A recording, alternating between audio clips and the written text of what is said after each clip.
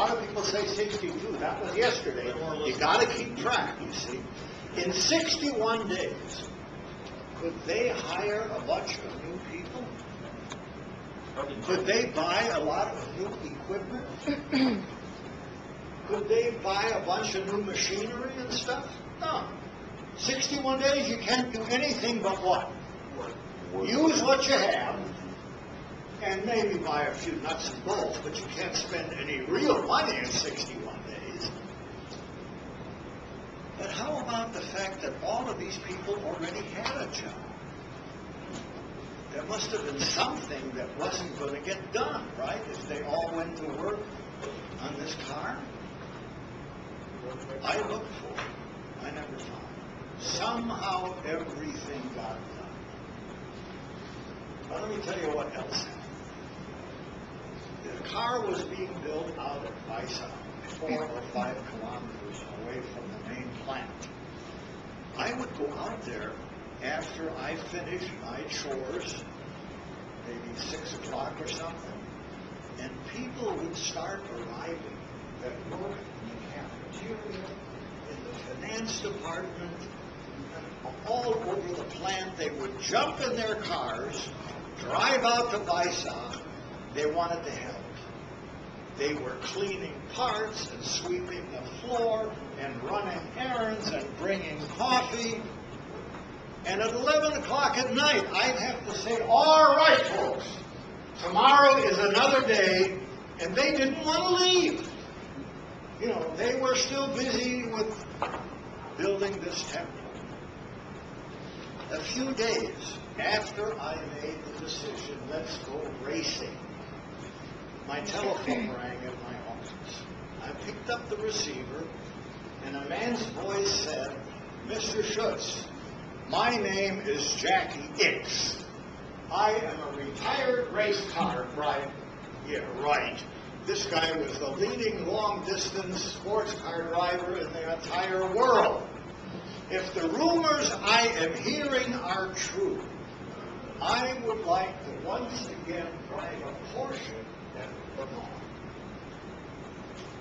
Shortly thereafter, I told him, bring it on. Shortly thereafter, Derek Bell, Jochen Maas, Al Holbert, Hurley Haywood, Vern Schubert, all the best drivers were calling me asking if they could come and drive those cars. What do you suppose would have happened if I would have picked up the phone and put in a call to Jackie Hicks and say, Jackie, you don't know me, I'm the new big shot at Porsche. We're going to go racing. I want you to come and drive. What do you think his response might have been, Chris? Yeah, right. What are you paying? Right? What are you paying? My chances of actually getting him to would not have been very. I didn't have any money, and he knew it. Who the heck called these people and told them what was going on? Well, it took quite a bit of work for me to find out who had called these people. It was Heinz Metzger, one of my engine designers, who in another day, when he was young and beautiful, was in Jackie X's pit crew when Jackie was a star driving Formula One. The other mechanics, all these ordinary people, got a hold of Heinz and said, Heinz, you know this guy. Why don't you give him a call? Tell him what we're doing. If he comes and drives this car, we can really win this thing. That's who called the superstars. Now, I want to go back to the beginning of the report. I told you 2 things required to get the superstars on board, right? One of them is you've got to be able to keep score. That's not a problem if you're racing. But what was the other thing? You've got to have teammates that can help you. Supporting cast that's on fire. That's on fire with passion and enthusiasm. And these superstars will come because they want to be a part of something like that. And they ain't worried about what you're paying, because why is it not a problem? If you win the Indianapolis 500, are you worried about money? No. Hell, that's like being a superstar overnight. You don't have to worry about money ever again, unless you want to. We went to that race in June of 1981, and of course we won. If we had not won that race, chances are I wouldn't be here with you today. Because you see, your job as the leader, you gotta be part of it. I didn't know much about the race cars, had never been to Le Mans, but I was the loudmouth American who had to call the press and the newspapers and tell them, in case you guys haven't been paying attention, you ought to come around here and see what's going on. Because we are going to win this thing, and we're going to win it big. What was I doing? I was putting my faith along with the ordinary.